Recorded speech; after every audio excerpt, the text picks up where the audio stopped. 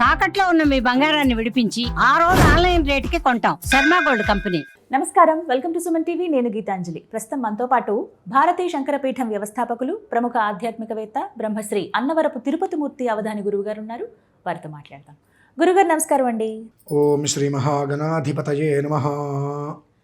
అమ్మవారి గురించి ఎంత చెప్పుకున్నా, ఎంత విన్నా తనివి తీరదు. అది ఇంకా అమ్మ గురించి తెలుసుకోవాలనే ఇది ఉంటుంది. అనేక రూపాల్లో అమ్మ దర్శనమిస్తూ ఉంటుంది. అందులో వివిధ పద్ధతులు కూడా చూస్తూ ఉంటాం. దశమహావిద్యలు అని చెప్పి ఇందులో అమ్మవార్లని ప్రధాన దైవం ఒకటి ఉంటే చుట్టుపక్కల ఇలా విగ్రహ రూపంలో కానీ ఫోటోల రూపంలో కానీ మనం దేవాలయాల్లో చూస్తూ ఉంటామండి. అయితే విశేషంగా దశమహావిద్యలకు సంబంధించిన ఆలయాలు చాలా అరుదుగా ఉంటాయి. ఆ అమ్మవార్ల గురించి కూడా నిజానికి ఒక 2-3 ఏళ్ల క్రితం వరకు బయటికి ఎవరికి తెలియదండి. బాగా అనుష్ఠానపరులు, అమ్మవారి సాధనలో ఉండే వాళ్ళకి మాత్రమే తెలిసేమో. తర్వాత రూపాలు ఏంటి అని తెలుసుకునే క్రమంలో ఈ మధ్య మళ్ళీ బాగా తెలిసింది. అమ్మవారి గురించి ప్రసిద్ధికి ఎక్కినటువంటి అమ్మవారు ఎవరంటే చిన్నమస్తాదేవి. ఒక సినిమా ట్రైలర్లో అమ్మవారి రూపం చూపించారు. అమ్మవారి రూపం చాలా అంటే విచిత్రంగా ఉంటుంది. చిన్నమస్తా అమ్మవారు తెలిసే ఉంటుంది. అంటే ఎలా చూడాలి ఈ రూపాన్ని? ఈ రూపం అందరూ సాధన చేయవచ్చా? అందరూ పూజించవచ్చా? అసలు అమ్మవారి అదొకటి తెలుసుకోవాలనుకుంటున్నాను నేను. ఏం చెప్తారు? మన దౌర్భాగ్యం ఎలా వచ్చిందంటే అర్హత లేనటువంటి, మనకు అర్హత లేనటువంటి దేవతల్ని ఆరాధించమని చెప్పేటువంటి వ్యక్తుల్ని గురువుగారు అని పిలిచేటువంటి దౌర్భాగ్యం మనం బతుకుతున్నాం. అమ్మో, అర్హత ఉండాలి ఖచ్చితంగా. భగవంతుడు పెట్టాడు అవన్నీ. మనకు అవన్నీ తెలియవు. మనం మన అన్నం తింటున్నామా, అశుద్ధం తింటున్నామా, మన బ్రతుకులకు మనకు తెలియాలి. ఎందుకంటే అమ్మా, ఆది నుంచి వేల సంవత్సరాల నుంచి మనం చూస్తే ప్రతి ఊరిలోనూ శివాలయం ఉంటుంది, రామాలయం ఉంటుంది, ఆంజనేయ స్వామి ఆలయం ఉంటుంది. ప్రతి ఆలయంలోనూ సుబ్రహ్మణ్యేశ్వరుడు ఇలా కొంతమంది ఉంటారు. కానీ మీరు ప్రతి ఊరిలో కానీ ఎక్కడైనా ఈ పరిసరాలలో దశమహావిద్యలకి సంబంధించినటువంటి ఆలయాలు ఎక్కడ చూసారా? అస్సలు చూడలేదు. మనకి ఎందుకంటే మరి అవి మనకి అవసరమా? ఎలా అంటే కొత్త పోకడ పెళ్లి చేసుకున్నాడు ఒకడు, హాయిగా కాపురం చేసుకుంటున్నాడు. వాడి కొత్త ఆలోచనలు పడ్డాయి. ఇంకొక పెళ్లి చేసుకోవాలను, ఇంకొక అమ్మాయితో ఉండాలను. అది తప్ప ఒప్ప? తప్పే కదండి. దీనికి దానికి సంబంధం ఏంటండి? ఇలా పోల్చారు ఏంటండి అంటారు. అదే ఆలోచిస్తుంది. నీ తత్వం ఏంటి? నీకు ఇచ్చినటువంటి అధిష్టానం ఎవరు? పంచాయతీని మనకి ఇచ్చారు ఆదిశంకరాచార్య స్వామి వారు. విష్ణుమూర్తిని, అమ్మవారిని, గణపతి, సూర్యనారాయణ ఆరాధన చేసుకోవయ్యా. ప్రతి ఊరిలో శివాలయం ఉంటుంది, ప్రతి ఊరిలో రామాలయం ఉంటుంది, ఆంజనేయ స్వామి ఆలయం ఉంటాయి.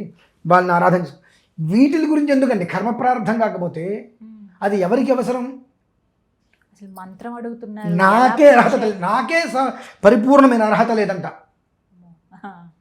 నాకే పరిపూర్ణమైన అర్హత లేదు దశమహావిద్యల్ని ఆరాధన చేయడానికి. పూర్ణ దీక్ష ఉండి శృంగేరి స్వామి వారి యొక్క సన్నిధిలో పంచదశి తీసుకొని అనంతరం షోడశి తీసుకున్నటువంటి పూర్ణ దీక్ష ఉండి నాకే దాని జోలికి వెళ్ళడానికి అర్హత లేదు భావిస్తా. మరి ఈ చిన్నమస్తా అని చెప్పి, భగరాముఖి అని చెప్పి ఎక్కడి నుంచి వచ్చినారమ్మా వీళ్ళంతా? ఎట్లా తీసుకొస్తున్నారు? అవన్నీ కూడా రహస్యకృతంగా ఇవాళ చాలామంది చెప్తున్నారు ఇచ్చేయండి వచ్చేయండి అని చెప్పి.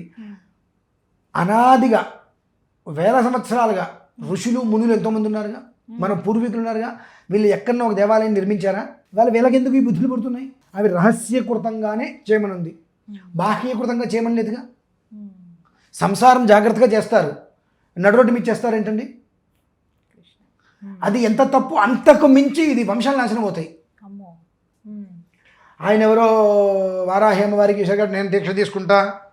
ఇంకో చిన్నమస్త చెప్పేసాడు, నేను ఇంకోటి చేస్తాను, భగరాముఖి ఇచ్చేస్తాను, ప్రత్యంగిరా ఇచ్చేస్తా. ఏంటండి ప్రమాణాలు ఎక్కడున్నాయి మీకు? ఇది చెయ్యవచ్చు, ఇది చెయ్యండి సామాన్యులందరూ కూడా అని ఎక్కడ ప్రమాణం ఉందండి? లేదండి. దానికి కొన్ని ప్రత్యేక పర్వదినాలలో ఒక దేవతని ఆ ఒక్కరోజే కొలిచేటువంటి స్థితి. అది కూడా మేము అక్కడ దానికి సంబంధించిన ఆరాధన చేసినప్పుడు అక్కడ వచ్చి కూర్చొని చూడటమే అంతే. నేనేదో పాల్గొంటా, హోమం చేస్తా, పూజ చేస్తా అర్హత లేవండి. ప్రకృతి ప్రకోపం అంటారు తెలుసా అండి? దేనికి? కొన్ని కొన్ని సందర్భాల్లో చూస్తాం ఇటువంటివన్నీ చేస్తేనే. అమ్మవారు అదేంటి అమ్మవారికి పూజ చేస్తే ప్రకృతి ప్రకోపం? అసలు చెయ్యడానికి నువ్వెందుకు చేస్తున్నావు? నీకు అర్హత ఏంటి? నీకు అర్హత లేదు. నాకు అర్హత ఉంటే నేను రహస్యంగా చేసుకోవాలి నిత్యం. నీకు అర్హత లేని దాన్ని నేను చేస్తాను, అదంతా మంచి జరగాలంటే ఎట్లా? అదేంటండి మీరు ఎలా మాట్లాడుతున్నారంటే ఇట్లా అంటే, మన పూర్వీకులకు సిగ్గుందిగా, అంటే మన ఋషులకు సిగ్గు లేదంటారా? బుద్ధి లేదంటారా? అంటే చాలామంది ఋషులు ఉన్నారు కదండి. అంటే ఆ ఋషుల నుంచే మనకు అన్నీ వచ్చినాయి. వాళ్ళకి బుద్ధి జ్ఞానం లేదు, మనమే చాలా విశేషమైన జ్ఞాన సంపత్తి కలవాలంటారా? అంటే అది నిజమే. ప్రతి ఒక్క మనిషి ఈశ్వరుని అర్చించినట్టుగా, గణపతిని అర్చించినట్టుగా, రాముని అర్చించినట్టుగా, అమ్మవారిని అర్చించినట్టుగా ఈ దశమహావిద్యను కూడా అర్చించవచ్చు అనుకుంటే వీధికో దేవాలయం వస్తే ఎప్పుడో వచ్చేవి కదండి. వీధికి కాదు, ఊరుకో ఆలయం వచ్చేదేగా. ఉండేది. మరి మనకి ఎందుకు రాలేదు? ఎందుకు లేదు చెప్పండి? గుప్తంగానే ఉండాలి అవి అనేది. తద్ రహస్యం భవతి, తత్ రహస్యం భవతి. మీరు అంటే ఎలా ఉంటుందంటే అండి, ఊర్లో కొత్త దేవుడు వచ్చి చాలా రోజులైంది. కొత్త దేవుడు వస్తేనే కదా ఆ కొత్త దేవుని పెట్టుకుని 10 వీడియోలు రావడము, 10 మంది దానికి ఏదో రకరకాలు. ఒక్కళ్ళకైనా కొంచెమైనా ఆలోచన ఉంటుందండి. అదే మన వయస్సు ఎంత, 40 సంవత్సరాలు, మన చిన్నప్పుడు ఎప్పుడు చూడలేదు కదా, మన ఊరిలో ఎక్కడా లేదు కదా. ఇవాళ ఏ ప్రకారం పెడుతున్నారు? ఇప్పుడు అటువైపు ఉన్నాయి ఇవన్నీ, కామాక్షి అమ్మవారి దగ్గర పరిసరాల్లో అన్ని దేవాలయాన్ని విడివిడిగా ఉన్నాయి. అంటే అక్కడ ఏంటి, అదంతయు కూడా వామాచార ప్రక్రియ నడుస్తుంది. అదంతా వామాచార మధ్య మాంసాలతో నడుస్తుంది. నడిపించాలంటే వాళ్ళు అలా దాన్ని తీసుకున్నారు, దాన్ని వాళ్ళు ఆ రకంగా తీసుకున్నారు. ఇక్కడ చేసేది ఇప్పుడు మనకు దాని సంబంధం ఏంటి అసలు? ఇప్పుడు వారాహి నవరాత్రులు ఆషాఢ మాసంలో వస్తాయి, అసలు మనకు సంబంధం లేదు. గత 10 సంవత్సరాలు వెనక్కి వెళ్తే మీరు విన్నారండి ఎప్పుడైనా వారాహి నవరాత్రులు? 10 ఏళ్ల దాకా ఎందుకు గురుగారు, కనీసం 5-6 ఏళ్ళు కూడా వినలేదు. గత 5-6 ఏళ్ళగా ఇవి వారాహి నవరాత్రులు ఎవరు చేయాలి, ఎప్పుడు చేయాలి, ఎలా చేయాలి, ఎవరు రావాలి, ఎవరు రాకూడదు, అదొక రహస్యకృతంగా చేసుకోవాలి. దీన్ని అంటే నేను ఇందాక ఎందుకన్నానంటే, అమ్మా వివాహం చేసుకున్నాడు, సుఖంగా ఉన్నాడు, వాడికి ఇంకొక అమ్మాయి కావాల్సి వచ్చింది, వాడి జీవితాన్ని వాడు నాశనం చేసుకుంటున్నాడు అని ఎందుకన్నాను అంటే, నీకు చెప్పబడింది ఏంటి? శివుడు, అమ్మవారు, గణపతి, ఆంజనేయ స్వామి, రాముడు, వీళ్ళని నీకు చెప్పారు. వాళ్ళని ఆరాధించుకోవయ్యా నువ్వు. వీళ్ళ జోలికి ఎందుకు వెళ్తున్నావు? నీ జన్మాంతరంలో నువ్వు వెనలా,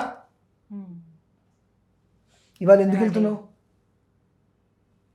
అంటే ఏంటి? అంటే ఆ అమ్మవారికి ఏదో కాస్త ప్రత్యేకంగా చేస్తారు. చిన్నమస్త అమ్మవారు అంటే ఆవిడ రక్తం ఆవిడ తాగుతుంది కాబట్టి అదేదో కాస్త విశేషమైంది, ఆవిడ దగ్గర ఆరాధన చేసుకుంటే మనకు ఫలితాలు వెంటనే వస్తాయి. ఎందుకు వస్తాయి? పెచ్చ ఆవిడ నీకు ఫలితం ఇవ్వడం కోసమే ఉందా? నీకు ఫలితం ఇవ్వడం కోసమే ఆవిడ ఉందా? ఈ దశమహావిద్యాది దేవతలందరూ కూడా దశదిక్కుల్ని కాపాడేవాళ్ళు. ఓం నమో భగవతే రుద్రాయ రూపాంతరంలో దశదిక్కుల్ని కాపాడేటువంటి, ప్రపంచాన్ని కాపాడేటువంటి అమ్మవారు. ప్రపంచాన్ని కాపాడే అమ్మవారికి మేము చేయవలసింది విశేషంగా మంత్రారాధన రహస్యకృతంగా ఉంటుంది. ఇప్పుడు కాశీలో వారాహి అమ్మవారు ఉన్నారుగా, మీరు ఎప్పుడు పడితే అప్పుడు వెళ్తాంటే దర్శనం ఇస్తారా? పొద్దున మాత్రమే 3 గంటలు మహా అయితే కదా. ఆ చిన్న 4 పలకలుగా ఇంత హోల్ ఉంటుంది, అందులోంచి రంధ్రంలోంచి చూస్తాం. కిందకి ఎందుకు పంపించరు? నియమాలు. ఆ నియమం నువ్వు ఎందుకు ఆచరించలేకపోతున్నావు అని అంటాను నేను. అంటే అక్కడ నీకు వారాహి చూపించేది, ఇక్కడ నేను వారాహి టెంపుల్ కట్టేశాను, నువ్వు వచ్చి దర్శనం చేసుకుంటే అయిపోయిందా? కరెక్ట్ కాదు కదండి. కాశీకి గ్రామదేవత ఆవిడ. అంటే అక్కడ ఉన్నటువంటి దేవతని ఎలా ఆరాధన చేయాలి, ఎలా చూడాలని అంటే మొత్తం ఎక్కడైనా అలానే కదా ఆరాధన చేయవలసింది. కాశీలో మాత్రం ఎలా చేస్తారు, ఇక్కడ వారాహి నేను వేరే రకంగా చేస్తానంటే అదేం కరెక్ట్ అండి? తప్పు కదండి అదంతా. సినిమాలో అమ్మవారిని చూపించిన తర్వాత చాలామంది గురుగారు చిన్నమస్తా, ఓకే మంచిది,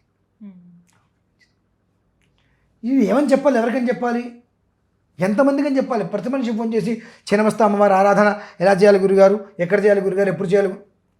నాకు అనిపించేది వీళ్ళందరినీ ఒక చోట పెట్టి మంచి కర్ర పట్టుకొని అందరినీ చావగొట్టాలనిపిస్తుంది. కాదమ్మా, అంటే చేయరాంది చేసి అకృత్యాల్ని ఈ పంచభూతాలు ఏవైతే ఉన్నాయో వాటికి క్రోధం తెప్పిస్తున్నారు. తద్వారా ప్రకృతి అనేటువంటిది ప్రకోపానికి గురవుతుంది. నీకు అర్హత లేదు, నువ్వు ఎందుకయ్యా అంటే వినరు. ఎందువలన చెప్పేటువంటి వాళ్ళు చాలా తీయగా చెప్తారనమాట. కత్తికి తేనె పూసి ఇస్తే ఎలా ఉంటుందండి? కింద చెరువులో మొసళ్ళు ఉన్నాయి, ఒకడు చెట్టు ఎక్కాడు, చెట్టును పట్టుకుని వేలాడుతున్నాడు, కిందకు వదిలేస్తే మొసలు దంపుకుతుంటాయి. ఒక పక్కన నల్ల ఎలుక తెల్ల ఎలుక అంటే శుక్లపక్షము కృష్ణపక్షము చెట్టును కొరుకుతున్నాయి, ఆ కొమ్మని కొరుకుతున్నాయి. ఇంకొక పక్క ఏనుగు చెట్టును లాగేస్తుంది, పైన ఆ చెట్టు పై కొమ్మి తేనె పట్టుంది, ఆ తేనె తీగలు వీడిని కుడుతున్నాయి. కానీ ఓ పక్క నుంచి దేవుడు వచ్చి నా చెయ్యి ఇచ్చారా నీకు, నువ్వు రారా అంటే లేదు నాలుగు బయటికి పెట్టి ఆ పై అన్ని తేనె తీగలు కుడుతున్నా ఆ పై నుంచి ఒక్కొక్క చుక్క తేనె చుక్క పడుతుంటే ఆ తేనె చుక్క పడేటువంటి ఆ సంతోషం కోసం భగవంతుడు పిలిచినా వెళ్లకుండా అలానే పెట్టి కూర్చున్నాడు. వాడు ఎంత తెలివైన వాడో మన సమాజంలోని వాళ్ళందరూ అంతేనండి. అంటే ఏది ధర్మం అయితే ఉందో ఆ ధర్మం వైపు రానా ఆయన అని చెప్పినప్పటికీ కూడా ధర్మం వైపు వెళ్లకుండా నాకు తేనె తీగలు కుట్టినా పర్లా, నేను అలానే పట్టుకుని వెళ్ళాడతా. ఎందుకని ఆ ఒక్క తేనె చుక్క నాకు దూరం అవుతుందేమో, నేను వదిలేస్తే. నువ్వు పిలిచావు, వస్తే నేను తేనె తొట్లో కూర్చుంటా, కానీ నాకు అదొద్దు. ఇక్కడి నుంచి అటు వచ్చే లోపల ఆ తేనె రుచిని మర్చిపోతానేమో, ఆ తేనె నా మీద పడదేమో, అప్పుడు నాకు ఈ ఒళ్ళంతా మంటలు గుర్తొస్తాయేమో.